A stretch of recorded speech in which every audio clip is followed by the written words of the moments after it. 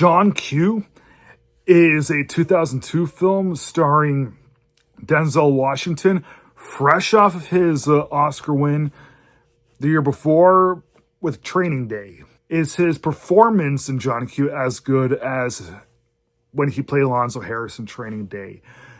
No. Is the character of John Q one of Denzel Washington's 5 or 10 best performances?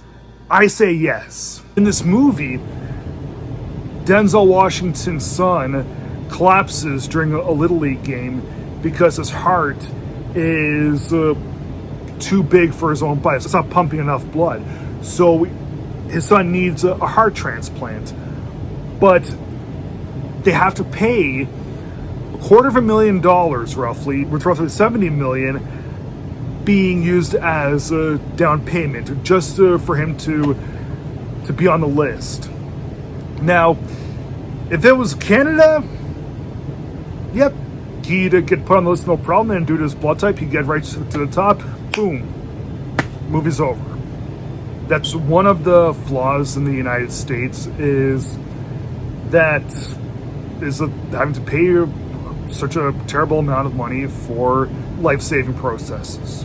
Because Denzel Washington in this movie and his wife are already very, very poor, having to pay roughly $70,000 just for his son to even be in consideration for a heart transplant, it's very tough to see.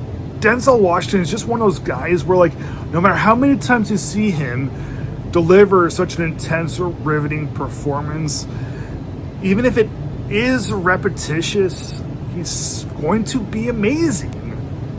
You know, because he has to deal with some money-hungry doctors and workers at the hospital who don't seem to care about his son at all. That's really aggravating him and his wife even more. He has no other choice but to lock down the hospital, take a bunch of people in the ER hostage, and make sure that his son actually gets a heart transplant. He doesn't want to hurt anybody at all. There's some other patients that could also benefit from help right then and there, instead of having to fill out paperwork and deliver how much money up front while his son is getting help and everything. These people can too. But of course, there's people on the outside.